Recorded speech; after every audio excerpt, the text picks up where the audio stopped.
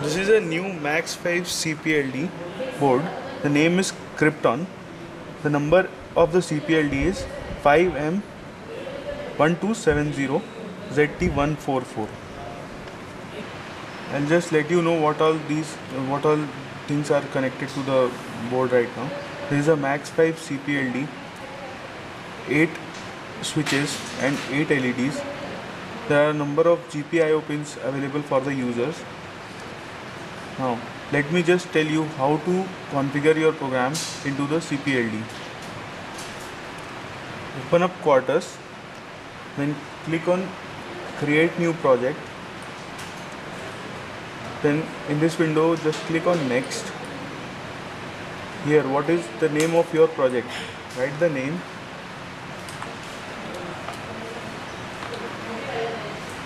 Then click on Next. Next again. You will have to select your device, that is the Max 5 CPLD. So it belongs to family Max 5. Package is TQFP. Pin count is 144 and speed grade is 5. And your device is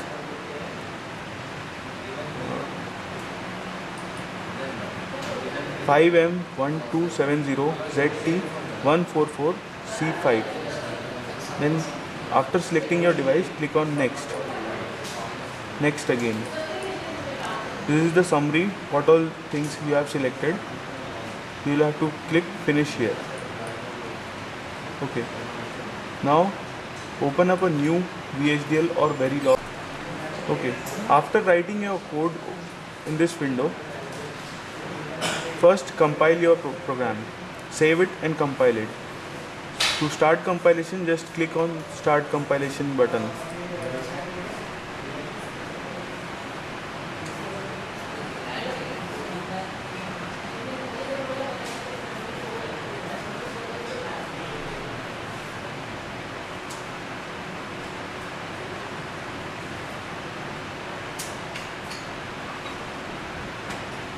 Okay. So this window says full compilation was successful with 9 warnings. You do not have to worry about the warnings. Click on OK. Then click on Assignment. Go to Pin Planner. Make your pin assignments over here. All the IO pins that are there in your entity should appear here. I have a clock input that is assigned to pin number 18, count clock that is assigned to pin number 57, and so on. This count is the output which will be shown on a LED. Okay. Then after your pin assignment is done, you can close this window. After the pin assignment has been done, you have to compile it once again, as you have made some design changes, so recompilation is needed. So compile it once again.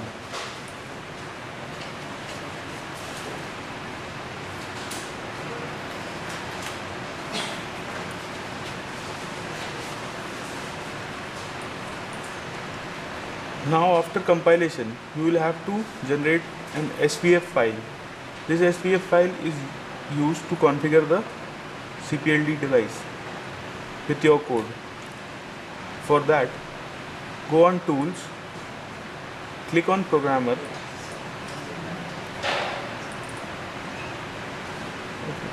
So this file should appear. CTR_8-bit, that is the entity name, .pof. The device is 5M1270ZT144 and so on. In this window, this part says that you have created and compiled successfully your code. Now click on File, open Create Jam JBC SPF or ISC file. Now select the file format as serial vector format. Then select the file where it has to be stored. I would recommend you to store it directly into some C drive or C drive, so that I'll let you know when is this useful. Click on save.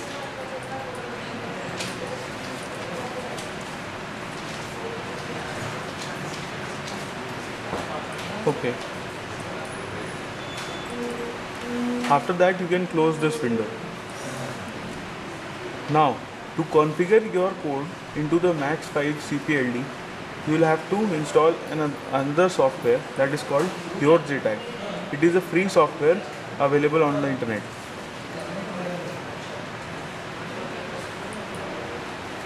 Okay, so this is the window of PureJTAG. Here you need to type in few commands. The first command is cable FT2232. This command makes the connection from PC to the development board. Okay, it says connected to libftd2xx driver. So this is the driver that is used to communicate from PC to the CPLD. The next command is detect. This command detects the devices connected on the JTAG chain. You see, it says JTAG length, chain length is 1, that is one device is connected. Device ID has been identified. Manufacturer is Altera. Part number is 5M1270 and so on. Then next command is to configure your device. The command is svf space C drive, because the path name actually.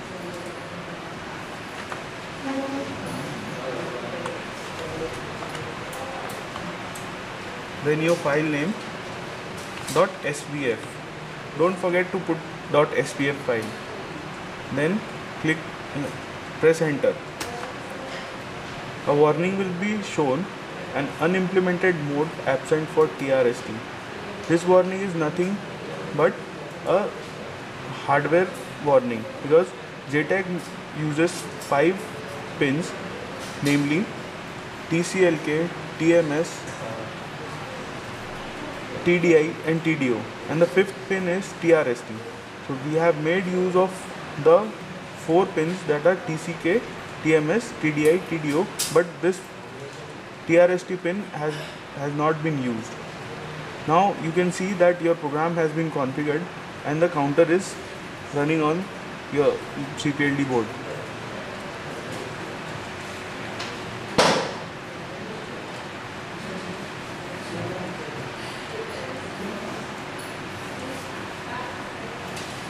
Thank you.